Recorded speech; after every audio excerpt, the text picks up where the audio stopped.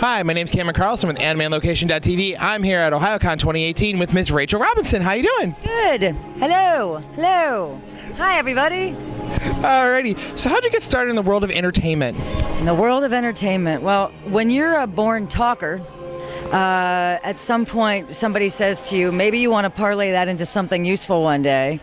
Honestly, I grew up with all the Hanna-Barbera cartoons and the Looney Tunes stuff and the Tex Avery stuff, and it didn't occur to me that somebody was actually in a booth doing that. I just loved it and used to mimic them, and one day my dad said, "You'd be really good at this," and I was like, "Yeah, whatever."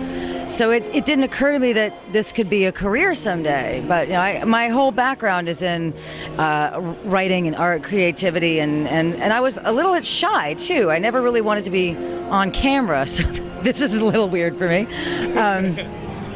But I knew that I loved performing characters, and I knew that I loved getting to inhabit things that I wouldn't necessarily get to do otherwise, just based on how I look.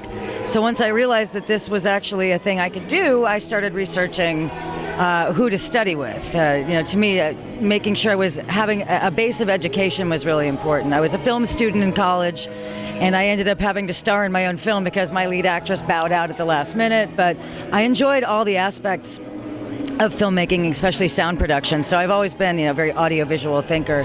I lived in Colorado at the time, and then moved.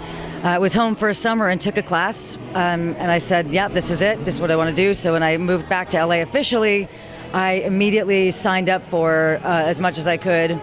And it was really pretty straightforward from there. I don't have 30 years of theater training. I don't have 30 years of, improv, opera, whatever. It just was sort of like, by the time that was what I decided to do, there were enough ways to, there were enough specific voiceover classes that I could do it. It wasn't just like talking into a mic for commercials. I mean, there were things specialized for animation and narration and for promos, audiobooks, and it's gotten even more specific since then. So, that was about 18 years ago, and here I am, still crawling my way to the top. But yeah, I mean, pretty straightforward way in. So it says in your bio that you were also in StarCraft 2: Legacy of the Void. I am a huge fan of Blizzard. I've played most of their games I've actually been playing their games since the original Warcraft. I'm that old.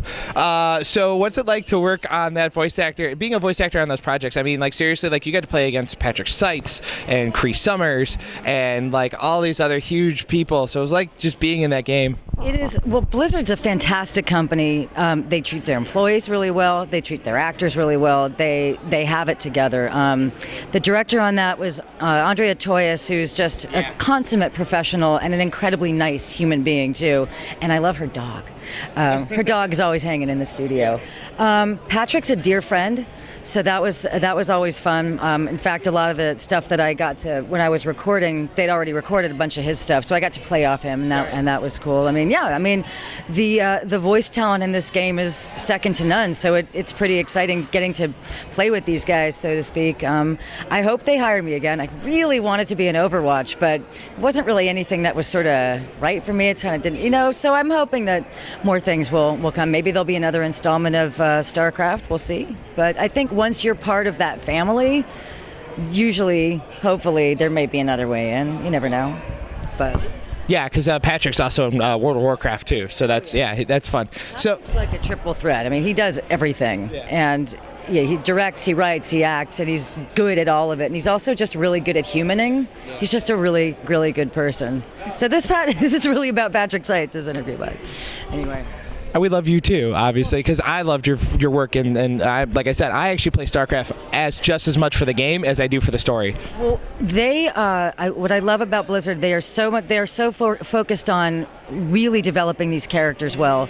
It's incredible storytelling. It's very layered. It's very rich, and it draws you in. So, as a writer as well, and as somebody who grew up around writers, my father was a literary agent, somebody who grew up reading. A good story will take you in, and if the writing is good, it's seamless. You don't get taken out of the story by all this other stuff. So it makes my job so much easier because I don't have to sit there and break down what are these people trying to say, and you don't have to think so much. You can just be, you can just do, and that makes a huge difference as well. So you are also part of the Final Fantasy family, being in Final Fantasy 13. What's it like being part of that, knowing you got to play against one of your former Funimation voice actors, Mr. Troy Baker, in various scenes, and Laura Bailey, and a whole bunch of other fun people from Funimation? I mean, this was one of my first major video games, and I'll be honest, because I didn't know who everybody was at the time. And when you're recording a game like that, you won't be recording with them. You might see them on the way in or out. Right. But I just knew, my God, these people are really good. I knew how big a deal it was to book a role in anything in the Final Fantasy franchise. I mean, it's been around for 25 plus years. 30, actually. Oh, yeah, 30. Yeah, no, because they're doing the 30-year anniversary whiskey. Got a 30-year whiskey for the 30-year anniversary, and I want it, but it's $330. So if anybody wants to buy it for me, no. I mean, it's, as a friend of mine said, no, this is a big deal. I said, I know it's a big deal. He goes, no, it's a big deal. Like Tokyo shuts down every time one of these games comes out. And I said, no, I understand. And when I call myself an old school gamer, I don't mean that like I have piles and piles of games in my closet or anything. I mean, I grew up with arcade games. I grew up with like the first console games at home. Like we had Pong, and as much as I would love to play all these games all the time, I just don't have the time. But it's incredible to me how far they've come. And to get to be part of this franchise, number one, but also when I got the audition for this, they were casting this game from the ground up. From the 6 main playable characters to all the secondary characters and all the little bitty parts. There were probably 40 pages of sides, and I looked through and I was like, I could try that one, I was like, ooh, she looks interesting.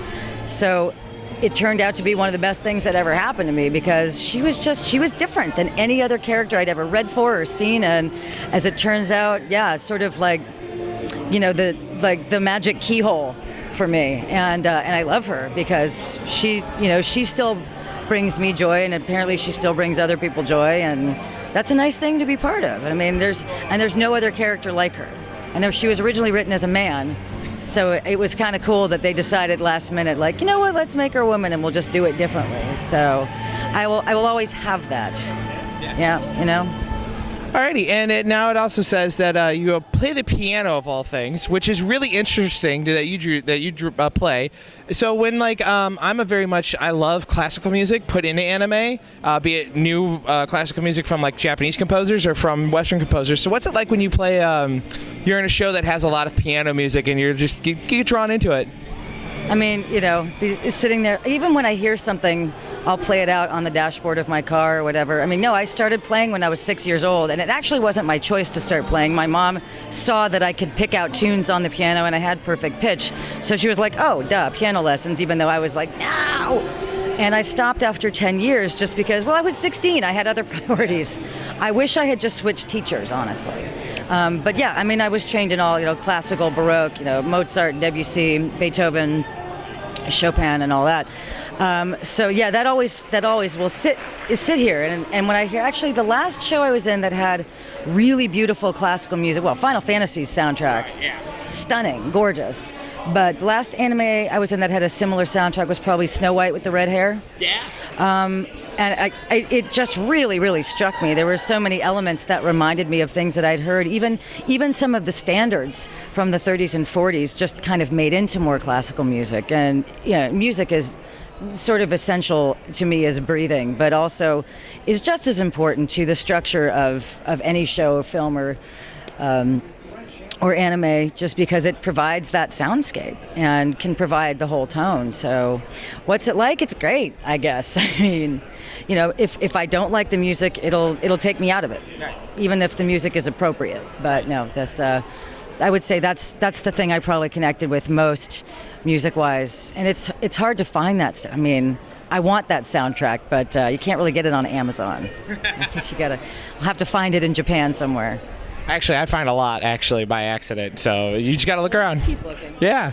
So it says in your bio that you also happen to be in a lot of Bethesda video games, working on Elder Scrolls and Fallout. What's it like when you get to work over at Bethesda? Well, we don't. I've never worked at Bethesda, because they're actually in Bethesda, I think. They're in Maryland. In fact, I didn't record any of the Blizzard stuff at Blizzard either, although I would. My brother actually is a writer for Blizzard, and he drives to Irvine every day, bless him. they'll hire whatever studios are around, and I mean that's as a freelance voice actor that you get used to that. I record very little actual gigs from home. I record tons of auditions from home, but yeah, basically we go where they tell us to. If they really want us there, we would. I mean, it's pretty rare that you have to be any one specific place unless it's for like an animated show where it's an ensemble cast and then they've got all the mics set up in the same room or whatever. But yeah, also very, very talented group. That was a great game to work on. Elder Scrolls, what I got to play Lizard Lady. And Fallout, that was one of those, because games are such big deals now and they take so many years to make. And so I had no idea that I was working on Fallout until I was in the session. So I don't even ask anymore. Usually it's some working title that sounds just vague and cool enough that you can tell that it's not what it's really called, but you figure, you never know. So I kind of found out, I was like, that's good, because I kind of had to push my agents for that one at the time. And I was like, hey, I heard about this. Can you send it to me? Oh, yeah, fine. Well, I ended up booking 4 sessions on it at 4 hours. I was like, thank God. And turns out, hey, not bad. You get to be DLC in Fallout 4. Yeah. The bag I have right over there says New California Republic on it. I saw that. So, yeah, it was nice to be a part of that. Which actually is funny because in real life, they're already pushing for a New California. Yeah, you never know what may happen. It's going to get interesting. Right. Yeah. So it's since the last in winter. It's wintertime here in Ohio, and we talk about ice skating. What was it like to be in Yuri on Ice, knowing that's a massive hit, tackling so many social issues, both here and at home and abroad? So what was it like just being in Yuri on Ice? It's funny. I mean, when you first start recording a show, you have no idea how it's going to go. A show that, that they may get thinking like, this is going to be our next Attack on Titan or whatever, or this is going to be our next thing. And then there's a show that comes along that's like, oh, this looks fun and sweet and whatever. And I, as an adult female in anime, I'm sort of an anomaly. There are going to be fewer roles for me. So usually they know if there's like a teacher, a mother, an authority, that's the word I'm looking for, authority figure. I've got a pretty good shot at it, and Sunny was like, "Hey, you want to be, this one guy's mom in my show?" I'm like, "Yeah, sure, whatever." And I was like, "Oh, right, I heard about that. Yuri on Ice. It looks cute, ice skating anime." And then it just blew up. Oh my God, I'm getting glumps. I'm leaving, so I wanted to say goodbye. Oh, you guys, this is Carly Moser. She's the bomb. Hi, sorry to interrupt your interview, guys. Hi. I love you guys, but I'm leaving, and I had to tell my bestie, my love, my everything. I had to say bye. I love you so much. I wish you could take you with us. Mwah. I can Okay. Be safe. Yeah, I will. All right. Okay. Bye. See, we really do love each other. We don't just say it. Bye, Tara, too. Wow. Anyway, sorry. Sorry, not sorry. It was great. I love shows about actual human issues. Yeah. I love shows that are character driven. I love shows that are dialogue driven. I love shows that attack things that are difficult things to discuss. A show that I was in called Kaijudo, Rise of the Duel Masters, which was a shame because it just didn't really get enough promotion or love. But I mean, it tackled things like identity crises, divorce, mixed race issues, and how mean kids can be about that, bullying. It was a gorgeous show, and that adds a whole other layer of performance to it because it's stuff everybody can relate to when you don't know who you are. I mean, it's such a beautiful show, and my God, the ice skating sequences, like the fact that it's had such a cultural impact that actual ice skaters are catching on, and people are doing routines from the show. That just when art becomes life again, and I mean, how cool is that? So it was for me just a really, lucky turn. And I mean, I'll be honest, I think most people are like, yeah, but Jerry's sitting right next to you, so I'd rather have his autograph. And I'm like, I play Yuri's mom, I play Josh's mom, and that's got some cachet. But honestly, I love working, so anytime I get to be in anything, it's great. But yeah, this was a nice little special thing that was really cool, and I'm happy. I'm very happy it's done so well. Alrighty, and just to finish off, you've obviously been mostly at Funimation and worked a lot in the booth over there. So what's it like just for people to kind of know a little bit of the culture over there? I mean, I've sort of made the rounds. I mean, I had done some Funimation work before that. I'd worked on some Funimation shows in Los Angeles. Actually, my first anime was Hellsing, or Hellsing Ultimate, I should say, as we recorded actually in Los Angeles, and then Ikitosen, which is just fun and silly and ridiculous, and that was in LA too. But once I was actually at Funimation, then I could go and be in more stuff. Funimation's like a family. It's almost like high school. Everybody knows each other, and it's great because even on the days I didn't have much to do recording wise, I could go in and I could sit at a desk and I could work on a script, and then they'd say, okay, here's your hour or two. It's nice to see that. There's always something going on, and since they started doing the simuldubs, there's something going on 12 hours a day. So chances are somebody might grab you, be like, hey, can I borrow you for 10 minutes? It's been fun. It's because I said that I'd wanted to do more anime. They do, anime is pretty much just in Dallas, some in New York, and more so in LA now, but I'd say still that Funimation kind of, holds the title in that department. So I was happy that I got to beef up my anime pedigree, and I've got to really expand just my variety of characters too, which is really nice. So I hope I get to keep doing that. And just made a lot of good friends. Everybody's friends, and that's really cool too. As we just witnessed. Yeah. Oh my God, no, that was the best. All right, now just to finish things up real fast for you, what projects would you like fans to know about? Where can we find you online? And a message for your fans. What projects would I like you to know about? The projects that I wish I could talk about. Actually, I just did some recording on another anime that I'm probably not allowed to say anything yet. Wrote on a project that should be out fairly soon, and just started working on another one, so I'm definitely not allowed to talk about that. But I watch all the stuff. You can find me online on Twitter at larynx_links. I thought I was being clever at the time. Now it just sounds annoying when I say it out loud. My Facebook is Rachel Robinson voice actress. And I do have an Instagram as well. I think that's Rachel Robinson VO 2, or Rachel Robinson voice. I don't know. You'll find it there at some point. I'm not on Instagram as much, I guess, because there's so much to keep up with. Yeah. I'm old. I can't remember everything. And what I want my fans to know is keep being yourself. Keep having fun. If what you're doing isn't fun, stop doing it. And be nice to each other, because life is short and it just takes so much less energy to be nice. And yes, enjoy yourselves. Chocolate? Yeah. Rachel, thank you again so much for coming out and having time with us. Thank you so much. Thank you.